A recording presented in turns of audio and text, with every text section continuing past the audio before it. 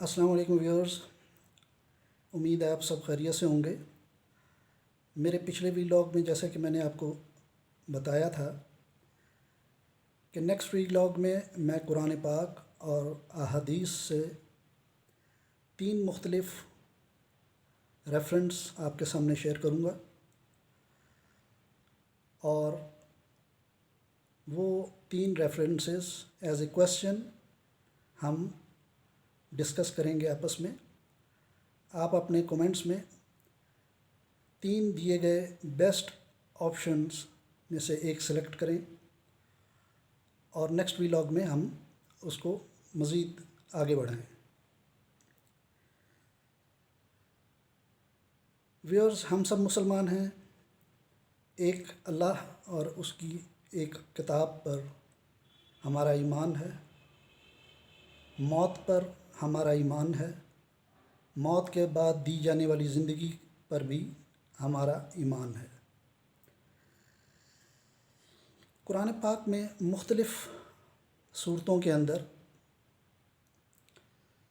4 باتوں کا ذکر کیا گیا، مختلف جگہوں پر، مختلف صورتوں میں، جنہیں ہم جانتے بھی ہیں اور ان پر ایمان بھی رکھتے ہیں۔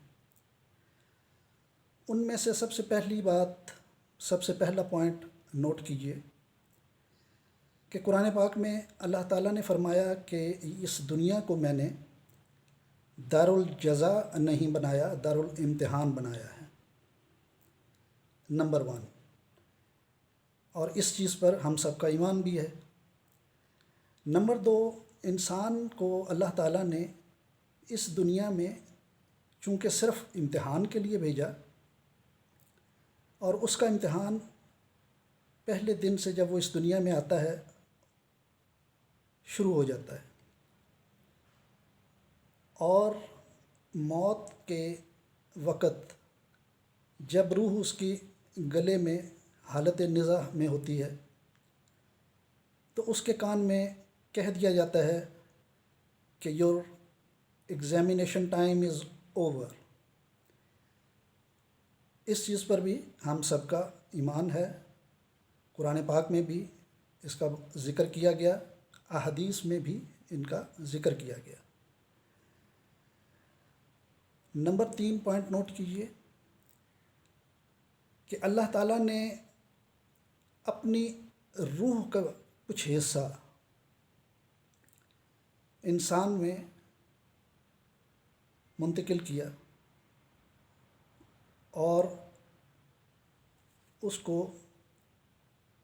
اپنے پاس محفوظ کر لیا ایک خاص ٹائم کے لیے، جب کہ اس کو اس دنیا میں جانا تھا۔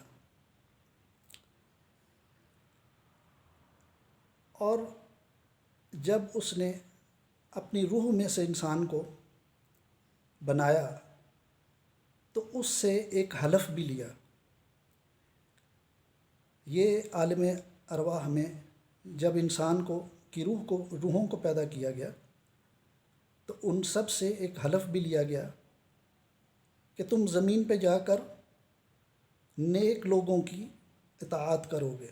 یہ انسان جو میں نے بنایا ہے یہ زمین پر جا کر اطاعت کرے گا، نیک لوگوں کی ہدایت پائے گا اور میرے نام کو قائم کرے گا۔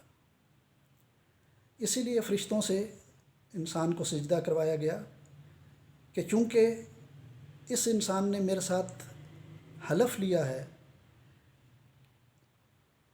اور یہ جا کر وہی کام کرے گا جس باتوں کا، جن چیزوں کا مجھ سے حلف لیا ہے۔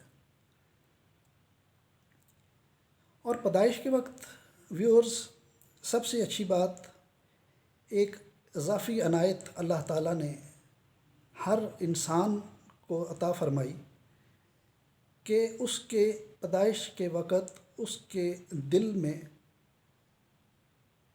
ایک بات وحی کر دی گئی کہ اس زندگی میں جب تم امتحان دو گے، چاہے وہ کسی بھی قسم کا امتحان ہو، اس کا رزلٹ تمہارے ذہن میں محفوظ کر دیا جائے گا۔ تمہیں اپنے کیے کا پتہ ہوگا، تم اس پر خود گواہ ہوگے۔ ان سب باتوں کا ذکر قرآن میں کیا گیا ہے۔ لیکن اس کے باوجود ہم تمام زندگی اپنے نفس کی تسکین کے لیے گزارتے ہیں۔ ہمارا پورا دن جو کہ ایک امتحان ہے، چاہے وہ فجر کی نماز سے لے کر عشاء کی نماز اور سونے سے پہلے تک، آپ کا ایک ایک کیا ہوا کام آپ پر امتحان ہے، آپ نے اس کا جواب دینا ہے۔ چاہے وہ آپ کے اللہ تعالیٰ سے کیے گئے معاملات ہوں، چاہے وہ آپ کے انسانوں سے کیے گئے معاملات ہوں، چاہے وہ آپ کے دفتر میں روزمرہ کی انجام دہی میں کیے گئے معاملات ہوں، چاہے وہ آپ کے گھر آ کر اپنے گھر کے اندر بچوں سے کیے گئے معاملات ہوں، اپنی زوجین سے کیے گئے معاملات ہوں، یہ سب امتحانات کا ایک دن مکمل ہوتا ہے ہمارے سونے تک۔ ان 4 پوائنٹس کو ذہن میں رکھتے ہوئے میں آپ کو تھوڑی تفصیل اور بتاتا ہوں کہ جب ہم اپنے تمام دن کے معاملات کرنے کے بعد رات کو سونے سے پہلے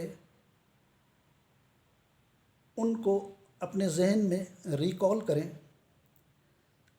تو ہمارا ذہن، دل اور اللہ تعالیٰ کی طرف سے پیدائش کے وقت عطا کی جانے والی وہ اضافی قوت، وہ اضافی چپ جو ہمارے ذہنوں میں لگائی ہوئی ہے، ہمیں ان اپنے تمام کاموں کا رزلٹ مل چکا ہوتا ہے۔ لیکن بدقسمتی یہ ہے کہ ہم اپنے اللہ تعالیٰ کے معاملات میں بہت پیچھے ہیں، بہت پیچھے، بہت پیچھے، کہ ہم اپنے 24 گھنٹے میں سے صرف 1 گھنٹہ یا 2 گھنٹے اللہ تعالیٰ کو تنہائی میں بیٹھ کر نہیں دیتے۔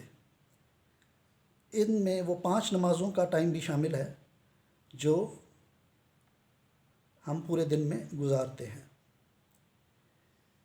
لیکن سارا دن ہم مختلف معاملات میں پھنستے جاتے ہیں، اور وہ تمام پریشانیاں، تمام رکاوٹیں ہم اللہ تعالیٰ سے منسوب کر دیتے ہیں کہ اللہ تعالیٰ کی طرف سے ہے، جب کہ ہمیں اپنے کیے گئے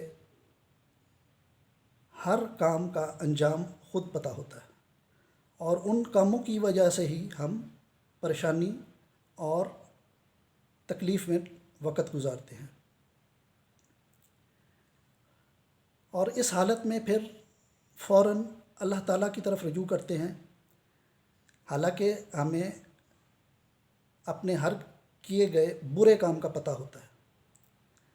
ہمیں پتہ ہے کہ ہم نے اپنا فجر سے شروع کیا گیا ٹائم اللہ تعالیٰ کے ساتھ کتنا گزارا، کیا ہم نے دفتر میں پورا گزارا ہوا دن انصاف سے گزارا، اللہ تعالیٰ کو حاضر ناظر جان کر اپنے کام کی انجام دہی کی، یا اپنے انجام دہی میں چوری یا سستی کا مظاہرہ کیا۔ اسی طرح ہمارے بچوں کے ساتھ معاملات ہیں، کیا ہم نے بچوں کو پورا ٹائم دیا، کیا ہماری زوجین یا زوجہ ان کو پورا ٹائم دیا، ان کے حقوق پورے کیے، ان کے ساتھ انصاف کیا۔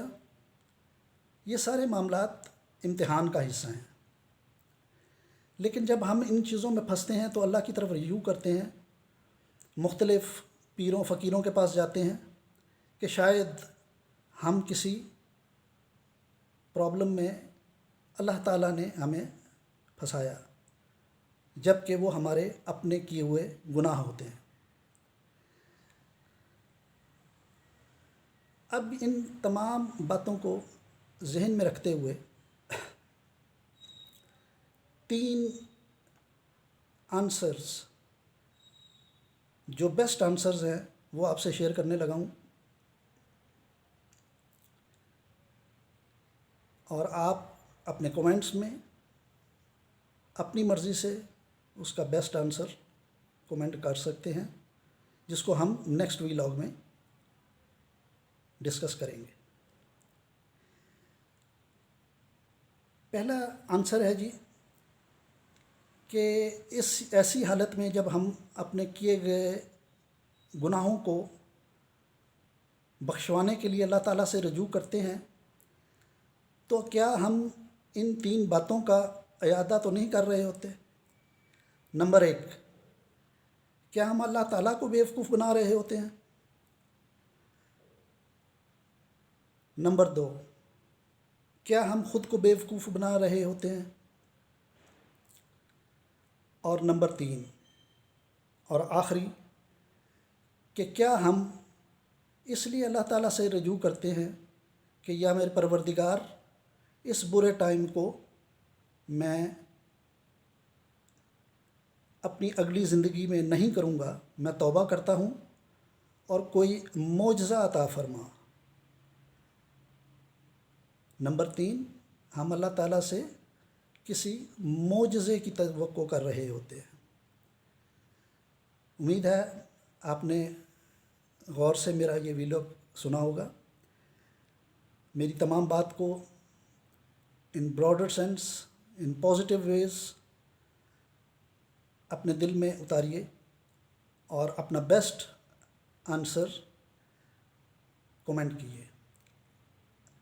آپ کا بہت بہت شکریہ، دعاؤں میں یاد رکھیے۔ اللہ تعالیٰ آپ سب کو اپنی رحمت میں جگہ عطا فرمائے۔ Thank you very much.